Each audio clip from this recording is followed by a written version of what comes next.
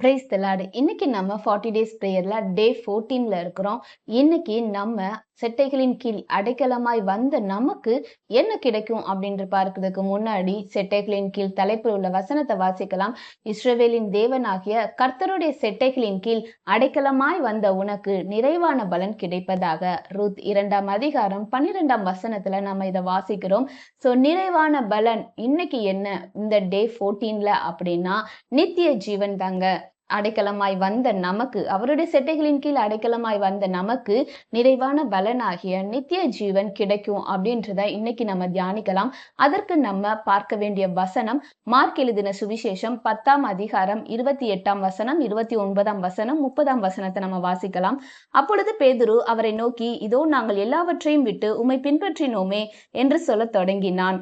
அதற்கு இயேசு பிரதியுத்தரமாக, என் நிமித்தமாவது சுவிசேஷ நிமித்தமாவது வீட்டையாவது சகோதரரையாவது சகோதரிகளையாவது தகப்பனையாவது தாயையாவது மனைவியையாவது பிள்ளைகளையாவது நிலங்களையாவது விட்டவன் எவனும் இப்பொழுது இம்மையிலே துன்பங்களோடு கூட நூறத்தனையாக வீடுகளையும் சகோதரனையும் சகோதரிகளையும் தாய்களையும் பிள்ளைகளையும் நிலங்களையும் மறுமையிலே நித்திய ஜீவனையும் அடைவான் என்று மெய்யாகவே உங்களுக்கு சொல்லுகிறேன். ஆமேன். சோ இந்த வசனத்திலிருந்து பார்க்கும்போது பேதுரு இயேசுட்ட டைரக்டாவே கேக்குறாங்க, எல்லாவற்றையும் விட்டுட்டு உங்களை பின்பற்றி வரோமே, எங்களுக்கு என்ன கிடைக்கும் அப்படின்னு கேக்குறாங்க. மத்தேயுல டைரக்டாவே கேட்டிருப்பாங்க, எங்களுக்கு என்ன கிடைக்கும் அப்படின்னு.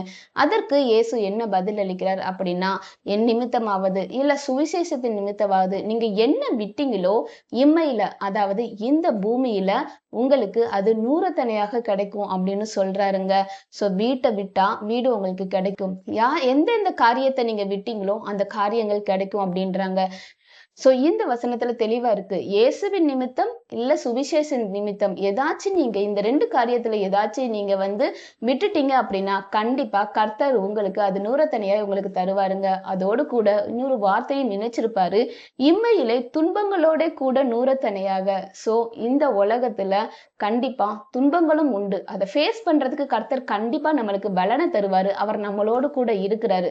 சோ இந்த உலகத்துல வாழ்றோம், நான் ஏசப்பா பிள்ளை, எனக்கு துன்பமே வராது, எப்பொழுதுமே சந்தோஷம் அப்படின்னு இருந்தா அப்படி இல்லைங்க. அந்த சந்தோஷத்திலையும் அடிக்கடி துன்பங்கள் வரதா செய்யும். அதை மேற்கொள்ள அதுக்குள்ளேயும் நம்ம ஏசப்பா மேல உறுதியா இருக்கிறோமான்றதை அவர் பார்ப்பாரு. சோ இப்படி இந்த துன்பங்களோடு கூட கர்த்தர் நம்மளுக்கு என்ன தரார் அப்படின்னா, நம்ம இழந்ததை அவர் நம்மளுக்கு தராருங்க. இதை மட்டும் இல்ல, எல்லாத்தையும் விட்டுட்டு நம்ம அவர் பின்னாடி வர்றோம் அப்படின்னா அவர் நம்மளுக்கு இங்க மட்டும் இல்லைங்க, மறுமையில கண்டிப்பா நம்மளுக்கு நித்திய ஜீவன் கிடைக்கும். சோ இந்த நித்திய ஜீவனை சுதந்திரத்தை கொள்ளணும் அப்படின்னா இயேசுவின் நிமித்தம் நீங்க எதையாச்சும் இழந்திருந்தீங்கன்னா கஷ்டப்படாதீங்க, கவலைப்படாதீங்க. கண்டிப்பா அத இந்த உலகத்திலேயே கர்த்தர் உங்களுக்கு திருப்பி தருவாரு. அது மட்டும் இல்லாம நித்திய ஜீவனை தருவாருங்க. சோ செட்டைகளின் கீழ் அடைக்கலமாய் வந்த நமக்கு நிறைவான பலனாகிய நித்திய ஜீவனை கண்டிப்பா கொடுப்பாரு.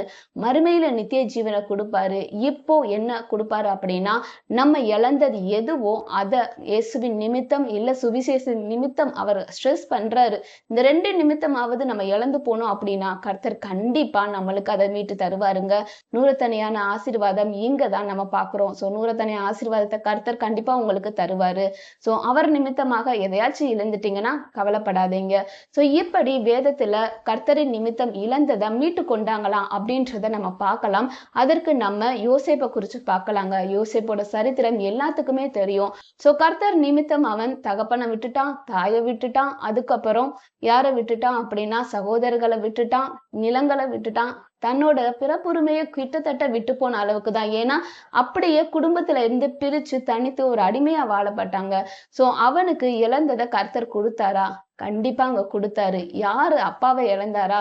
பின்னாடி அப்பா வந்தாங்க. சகோதரர்களை இழந்தாங்களா? சகோதரர் கொடுத்தாங்க. நிலங்களை இழந்தாங்களா? எகிப்தையே ஆள்றதுக்குரிய ஆளுநர் பதவியை கொடுத்தாங்க. வாழ்க்கையை இழந்தாங்களா?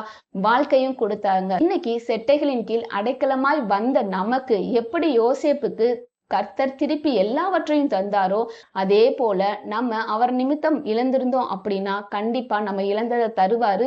மறுமையில நித்திய ஜீவனை கண்டிப்பா தருவாருங்க. சோ இந்த நித்திய ஜீவனுக்காக நம்ம கர்த்தரிடத்துல டெய்லியும் ப்ரேயர் பண்ணிட்டே இருக்கணும். ஏசப்பா உம்முடைய வருகையில நாங்கள் சேர்த்து கொள்ளப்படணும் அப்படின்னு சொல்லணுங்க. சோ ஒரே ஒரு காரியம், அவருடைய செட்டையின் கீழே அடைக்கலமாய் வந்துடுவோம். நம்மளுக்கு நிறைவான பலனாகிய நித்திய ஜீவனை கர்த்தர் கண்டிப்பா கட்டளை இடுவார். சோ எல்லாரும் சேர்ந்து ஜெபிக்கலாம். ஸ்தோத்திரம் ஆண்டவரே, நன்றி செலுத்துகிறோம் சுவாமி. இந்த நாளிலும் தகப்பனே, ஆவியானவரே அப்பா, நித்திய ஜீவனை நீங்கள் எங்களுக்கு தருவீங்கன்னு சொல்லியிருக்கீங்கப்பா. மறுமையில நித்திய ஜீவனையும் தகப்பனே, இம்மையில நாங்க எந்தெந்த காரியத்தை இழந்தோமோ அந்த காரியத்தை நீங்க எங்களுக்கு திருப்பி தருவதற்காக நன்றி செலுத்துகிறோம் சுவாமி. செட்டைகளின் கீழ் அடைக்கலமாய் நாங்க உங்க கரத்துல வந்திருக்கிறோம்ப்பா. உங்க நிழல்ல வந்திருக்கிறோம்ப்பா. தகப்பனே, நீங்க எங்களுக்கு இந்த நிறைவான பலனாகிய நித்திய ஜீவனை கொடுக்கிறது மட்டும் இல்லாம, எதை இழந்தோமோ அதை நாங்க கொடுக்கிறதற்காக ஸ்தோத்திரம். நாங்க பெற்றுக்கொண்டோன்னு விசுவாசிக்கிறோம் டாடி. கூட இருங்கப்பா, வழி நடத்துங்க. எல்லாவற்றையும் நீங்க பொறுப்படுத்திக் கொள்ளுங்க. இயேசுவின் நாமத்திலே ஜெபிக்கிறோம் ஜீவனுள்ள நல்ல பிதாவே, ஆமேன். கர்த்தர் இந்த வார்த்தையின் மூலமாக உங்களை ஆசீர்வதிப்பாராக. ஆமேன். God bless you. Jesus loves you.